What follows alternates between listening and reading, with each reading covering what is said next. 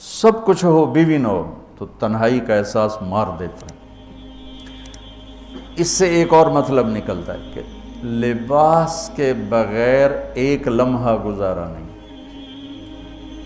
سارا دن پانی نہیں پیتے ہیں نا، اب میں بیان میں پانی پی رہا ہوں، لیکن 16 گھنٹے تو گزارے ہیں نا، پانی نہیں پیا، کھانا نہیں کھایا، 16 سیکنڈ لباس کے بغیر گزار سکتے ہیں؟ بولو۔ کوئی بھی کمرے میں نہ ہو، تم تنہا ہو، تم کپڑے اتارو تو تم اپنے آپ کو عجیب فیل کرو گے، تم خود اپنے آپ کو چادر میں چھپانے کی کوشش کرو گے۔ ان لباس ایک ایسی زبردست ضرورت ہے بلا دلیل کہ تم تنہا کمرے میں بھی کپڑے اتارو تو تم اپنے آپ کو عجیب سا محسوس کرتے ہو۔ اس سے پتہ چلا کہ بیوی کے بغیر کوئی زندگی نہیں ہے اور خامد کے بغیر عورت کی کوئی زندگی نہیں ہے۔ یہ ہمارا بدبخت معاشرہ ہندی کہ کسی بچی کو طلاق ہو جائے وہ گل سڑ کے مر جاتی، اس کی شادی نہیں ہوتی۔ کوئی جوان بچی بیوہ ہو جائے وہ سسک سسک کے مر جاتی، اس کی شادی نہیں ہوتی۔ کوئی 40-50 سال کا ہو جائے مرد، اس کی بیوی مر جائے، کوئی اس کو لڑکی دینے کے لیے تیار کوئی نہیں۔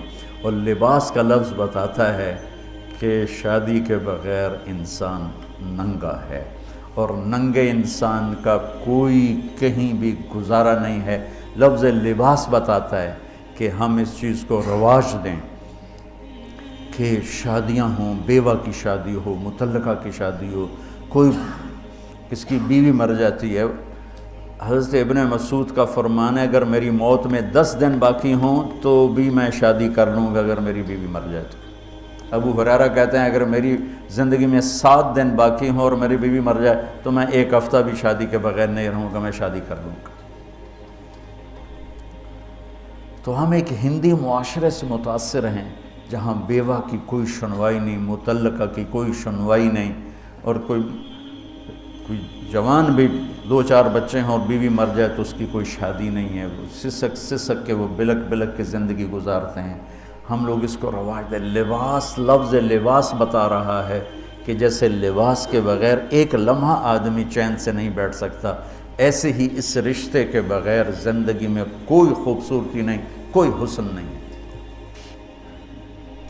میں نے جیسے کہا لباس سب سے قریب ہے، تو اس کے بعد بیوی کا حق سب سے پہلے آ جاتا ہے۔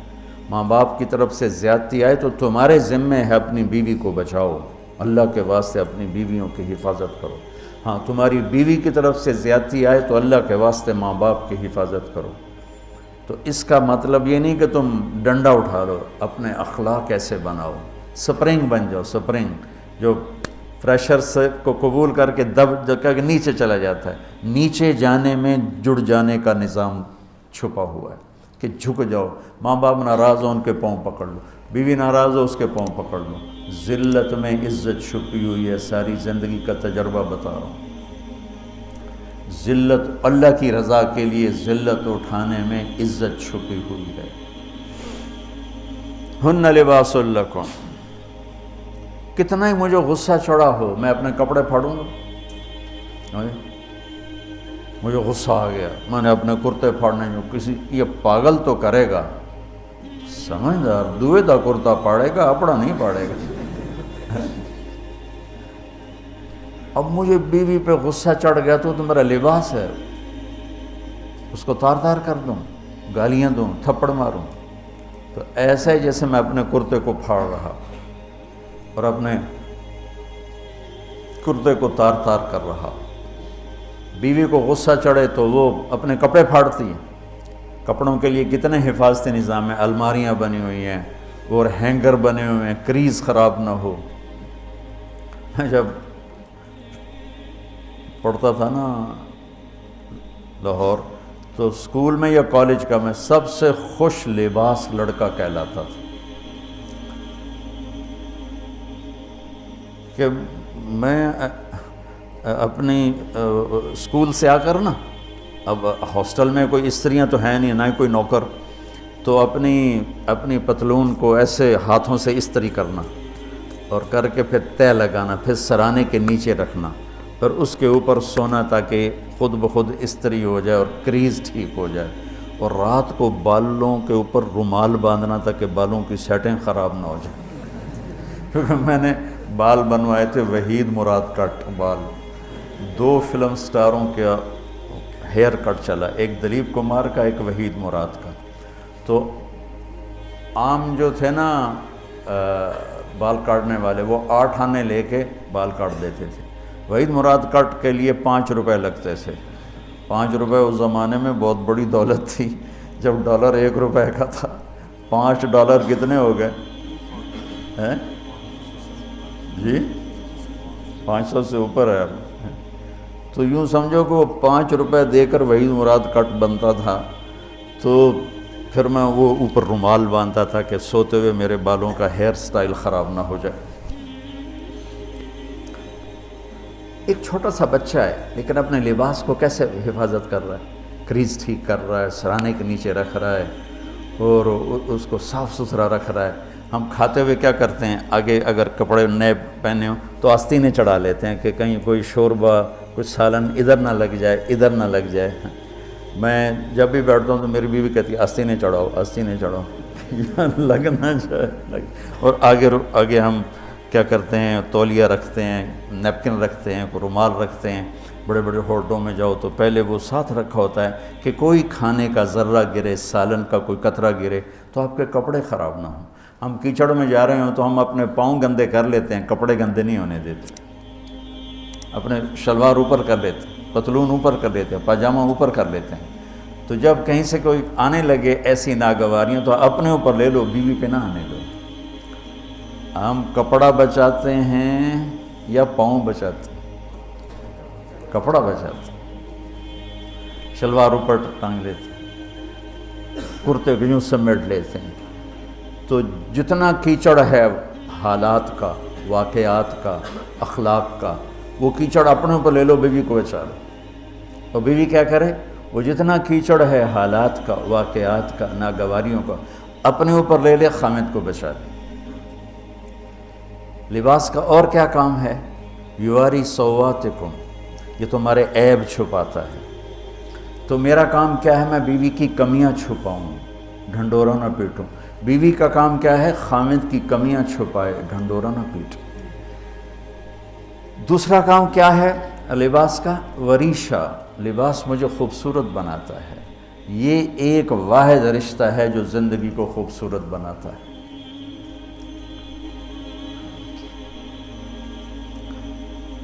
ہن لباس لکم انتم لباس لہن۔ تو لباس کیا کرتا ہے، زیب و زینت۔ لباس کیا کرتا ہے، عیب چھپاتا ہے۔ لباس کیا کرتا ہے، خوبصورت بناتا ہے۔ تو اس رشتے کو خوبصورت بنانا ہے، بیوی خامند کے لیے، خامند بیوی کے لیے۔ کس طرح یہ رشتہ خوبصورت بنے گا، اچھے اخلاق کے ساتھ، اچھے اخلاق کے ساتھ۔ اگر گھر والوں کے اخلاق اچھے ہوں، وہ بچی ساس سسر کو ماں باپ بنا لے، ساس سسر بچی کو ماں باپ بنا لے، خامند بیوی کو ہتھیلی کا چھالا بنا لے، بیوی خامند کو ہتھیلی کا چھالا بنا لے۔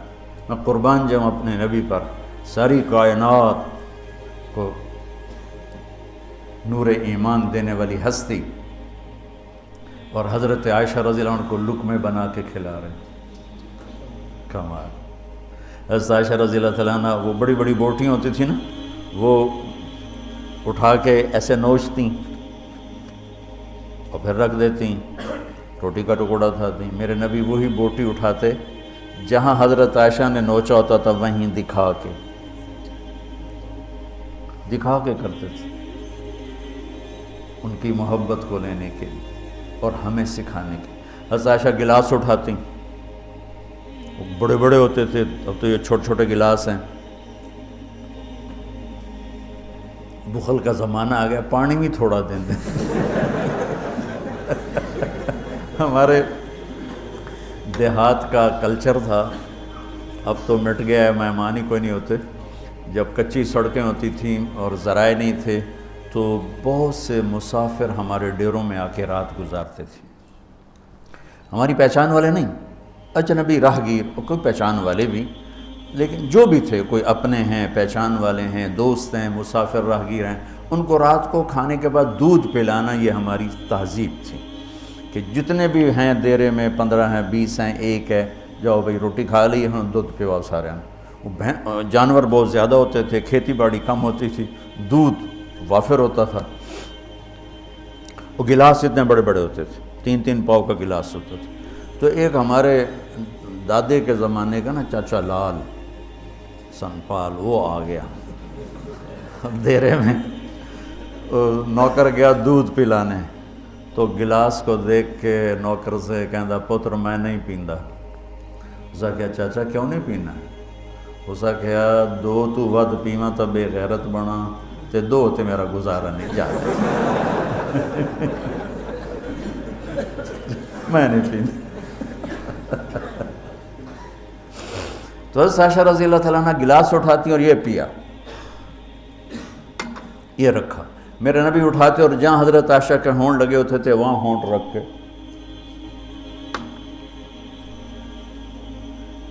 یہ زندگی سکھائی ہے۔